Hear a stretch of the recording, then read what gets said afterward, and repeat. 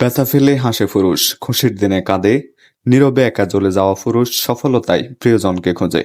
অর্থের অভাবে গর্ভধারিণী মাকে সাথে আনতে না পারা গোলরক্ষক ভোজানিয়া আজ গোটা দুনিয়ায় প্রশংসিত। মাত্র ৯০ মিনিটের অসাধারণ পারফরম্যান্সে মুগ্ধ হয়েছিল গোটা ফুটবল বিশ্ব।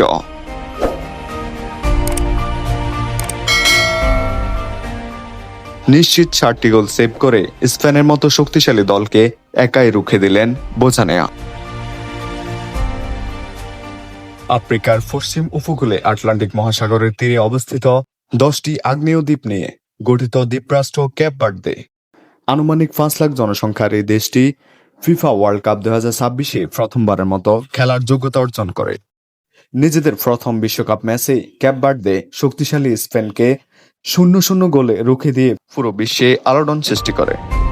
যে ম্যাচের মূল নায়ক ছিলেন ৪০ বছর বয়সী ভোজানিয়া।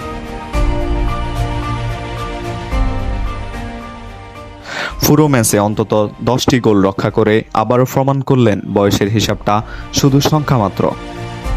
শ্রেষ্ঠা ও অদম্য ইচ্ছা থাকলে কোনো কিছুই অসম্ভব নয়। ম্যাচ শুরুর আগে ভোজানিয়ার ইনস্টাগ্রাম ফলোয়ার ৫০,০০০ থাকলেও ম্যাচ শেষ হতে না হতেই তা পৌঁছায় ১ মিলিয়নে এবং ২৪ ঘন্টা পার হতে না হতেই তা ৮ মিলিয়নের ঘরে পৌঁছায়। গোটা দুনিয়া যখন ভোজানিয়ায় মুগ্ধ, তখন তার শান্তির সমুদ্র যেন তার রত্নগর্ভা মা, যে শান্তি কেউ দিতে জানে না। মা মানে গোটা দুনিয়া। সময় মতো ভিসা না হওয়ায় মাকে মাঠে নিয়ে আসা হলো না, তার পাওয়া হলো না অনুপ্রেরণা, দেখানো হলো না সবচেয়ে দামি দিনটাকে। তাই তো মায়ের জন্য অজরে কাঁদলেন ৪০ এই গোলরক্ষক।